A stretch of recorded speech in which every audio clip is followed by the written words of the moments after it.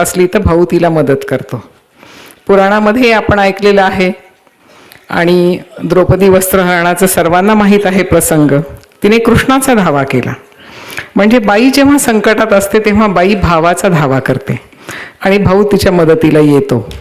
पण महानुभाव पंथात हे एकमेव उदाहरण आहे की जेव्हा भाऊ बेशुद्ध होऊन पडलेला आहे दुःखाने, तेव्हा त्याला पाठीवर घेऊन घरी येणारी महदंबा ही एकमेव स्त्री, मला वाटतं जगातलं हे एकमेव उदाहरण असेल की भावाला बहिणीने पाठीवर आणलेलं आहे. म्हणजे इथे बहीण पाठीराखी झालेली आहे.